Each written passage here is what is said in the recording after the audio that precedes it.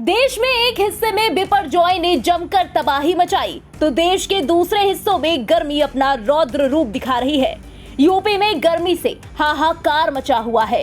Heat wave की चपेट में आकर लोगों की जानें जा रही हैं।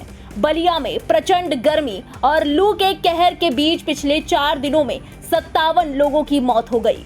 मौत के आंकड़े सार्वजनिक होने पर प्रशासन से लेकर शासन तक हड़कंप मच गया। मामले को लेकर प्रदेश सरकार द्वारा गठित स्वास्थ्य विभाग के अधिकारियों की 2 सदस्यीय टीम ने रविवार से जांच शुरू कर दी है।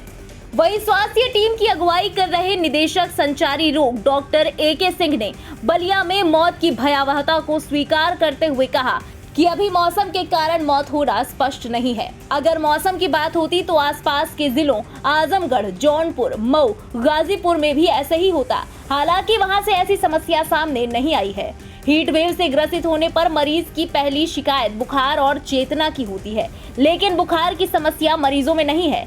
इस वक्त मरीजों में सांस फूलने और सीने में दर्द की समस्या प्रमुख है।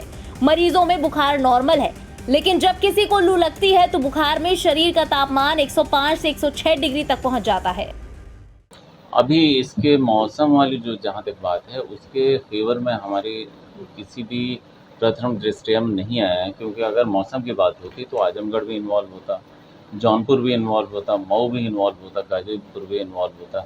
और हीट वेव यहाँ से जहाँ ज़्यादा है, यहाँ 41-42 के आसपास है, दूसरी जगह 44 भी पहुँचा है, तो वहाँ भी इसी तरह से होना चाहिए, खास करके नियर बाई डिस्ट्रिक्ट्स में। तो नियर बाई डिस्ट्रिक्ट्स में कहीं से कोई कंप्लेन इस तरह की नहीं आई जिस तरह के सिर्फ बलिया में है। एक बात। दूसरी बात की जो पेशेंट की पहली शिकायत होती है हीट वेव में, वो सबसे ज़्यादा बुखार की होती है और चेतना डिस्टर्ब होने की होती है।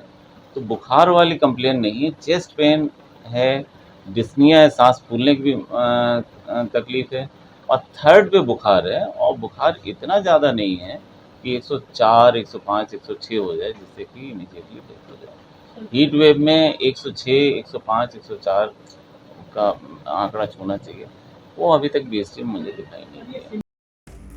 बहरहाल बलिया में मौत के ये आंकड़े डराने वाले हैं। हीट वेव से हो रही मौतों पर पूर्व CM और सपा प्रमुख अखिलेश यादव की भी प्रतिक्रिया सामने आई है। मीडिया से बात करते हुए उन्होंने कहा कि गर्मी से बलिया और अलग अलग हिस्सों में जो जाने गई हैं, ये सरकार की लापरवाही है। सरकार को इलाज का इंतजाम और लोगों को समय पर जागरूक करना कि इतनी गर्मी क्या संकट आ सकता है, इससे सावधान करना था। वहीं अखिलेश ने स्वास्थ्य सुविधाओं पर भी सवाल उठाए और सरकार द्वारा बनाए गए जिला अस्पताल का आंकड़ा पूछा। बिजली के मसले पर भी सरकार को घेरा।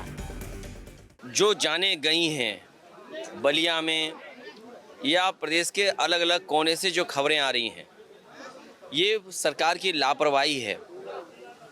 सरकार को इलाज का इंतज़ाम और समय पर उनको निर्देश देना कि अगर ऐसी गर्मी है तो उनके ऊपर क्या संकट आ सकता है, उससे सावधान करना था।